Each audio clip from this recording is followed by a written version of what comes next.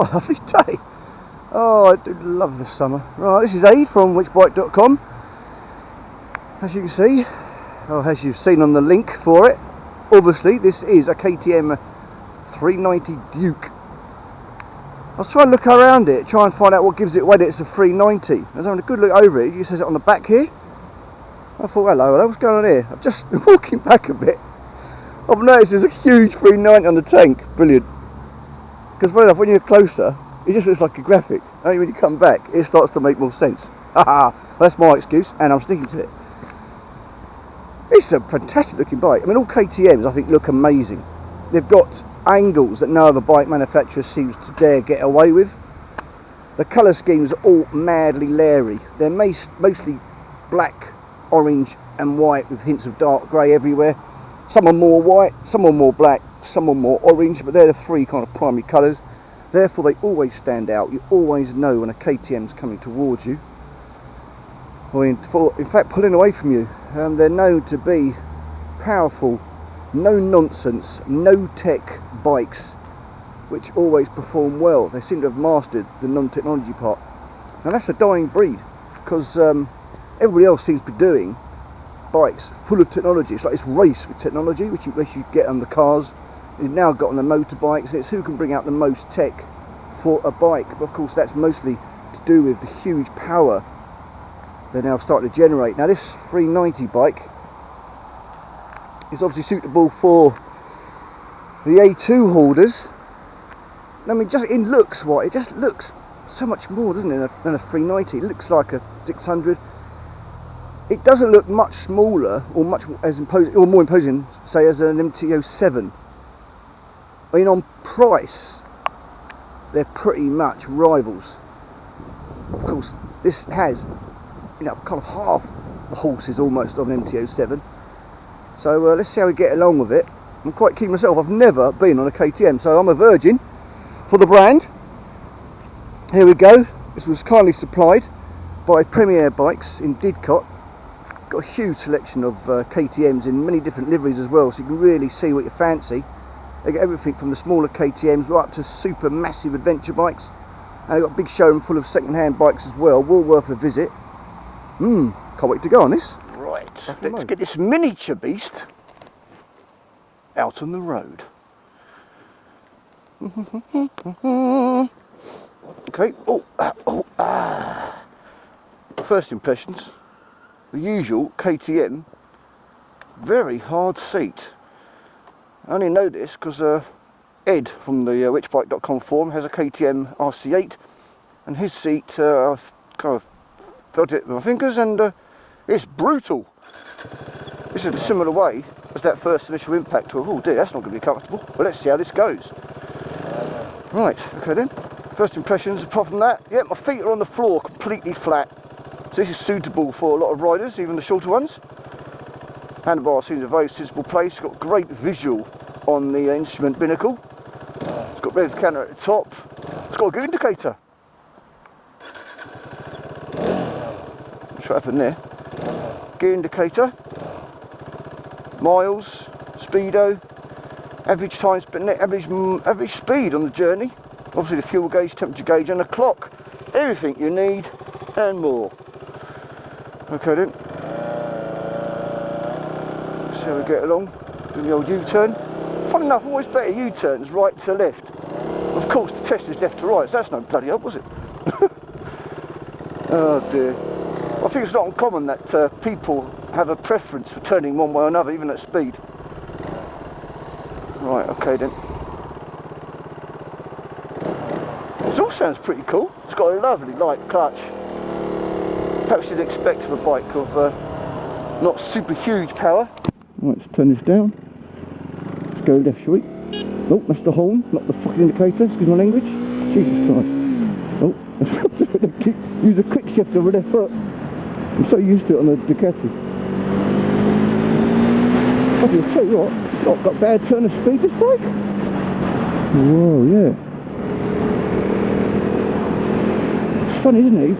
You always worry about these 600-litre bikes and how fast they are, but actually, outright speed, of course, these kind of bikes aren't going to compete, but you can still have a huge amount of fun. You still get 95% of the fun We don't need power. You don't need power all the time.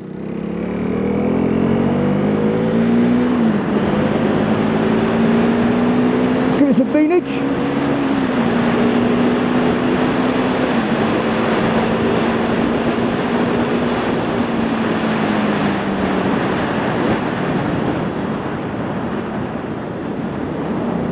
I'm liking this already. It's got a nice little rumble with the engine, and you definitely feel alive in it. It does remind me of the MT-07. I'll probably keep harping back to that, because the MT-07, even though it's got a little bit more tech sort of thing, like ABS for example, it has this rawness of appeal, which is why so many people liked it. And this bike has rawness in spades. And I think that's what a lot of people like. I think if you're riding a KTM, or you're going to ride a KTM, this is kind of what you're going to expect. And it doesn't disappoint.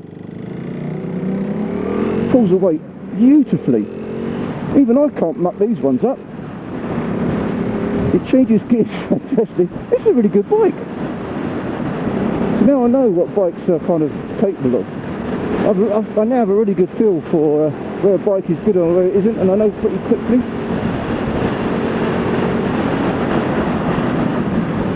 A little bit windy out here in the sticks, near Oxford. So the KTM Premier Bikes is based in Didcot. It's well worth a trip. See, when you walk in you realise just how many bikes they've got. And it's great looking around some of the older ones as well. Oh, let's go in 6 gears, shall we? Right, okay, well, other impressions are the seat's in a perfect position now. I'm not actually uncomfortable at all. Now I'm on the saddle with my knees up, the thoughts of that bike seat being hard and firm and horrible are out the window actually. It's actually not too bad. I can see now that firmness translates into really feeling the road surface, what's going on the bike. And of course you kind of need that more than usual because you haven't got electronics to save your ass. Very good. They're not at all snatchy. Just got a little U around here. I haven't got too much time on this bike. I'm going to take some others out as well. Oh, this bike is actually a joy. What a hoot. What a hoot. It's got that MT-07 super responsiveness. Oh, I didn't put a foot down there either. You know what it is? Because it's a nice smaller bike. I should have done my test on this one, I tell you. Not this strenuous. Let's just stop here a second.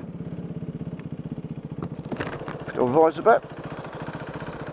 Stick it to neutral. First time! I've been neutral first time! Praise the Lord! Nice place to sit actually. Nice little tank. All the controls in the right place. The mirrors are adequate. I mean, you know, over 50% view, which is absolutely fine. Kind of what we expect these days.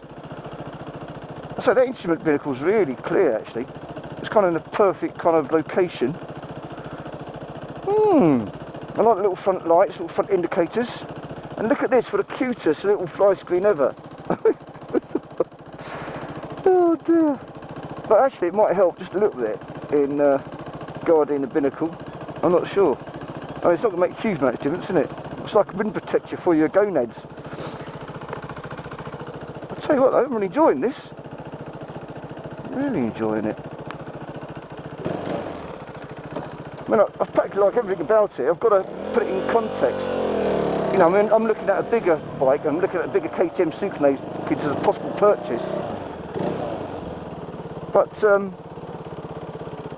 wanted to take this out as a, you know, show you guys a bit about curiosity as well, really. And actually, it's really good. I'd highly recommend this bike for someone in that A2 class and looking for a stopgap, kind of stepping stone between those 125s and jumping up to a 600 super sports. Well, obviously you're going to have quite a lot of wind noise. This is a naked bike, so there is quite a bit of wind noise, as you're probably hearing on the video. But that's part and parcel.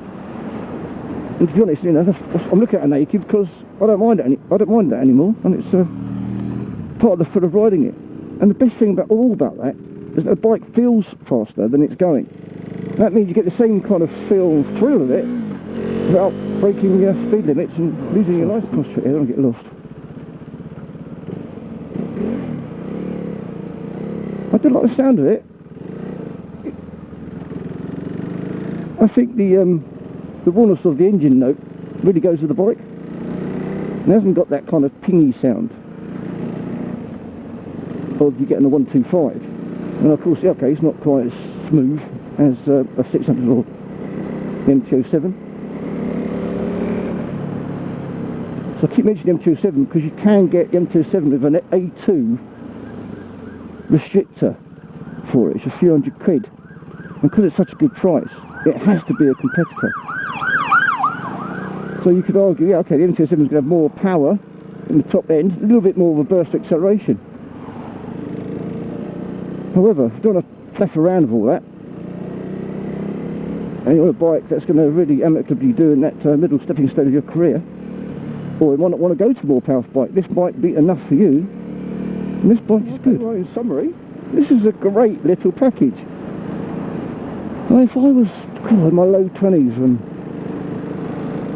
very late teens after 2 years of riding, and I was looking at an A2 bike or a bike just have a bit of fun on, a pop on and go bike for mainly local journeys, then this has to be considered. It's got a little bit of tenor speed, you know, enough to make it exciting. It sounds good, and to my eyes it looks fantastic. It really looks amazing. I mean, I'd definitely say it's the best looking naked bike out there in this kind of price range, at this kind of engine size as well. I don't think anything else comes close, to be honest. So on looks alone, this is going to obviously gets a lot of people taking this up.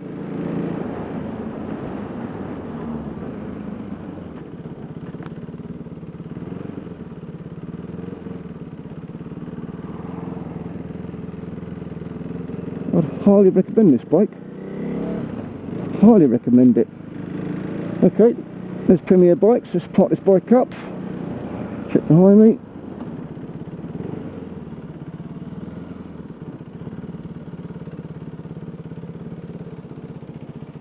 Marvellous.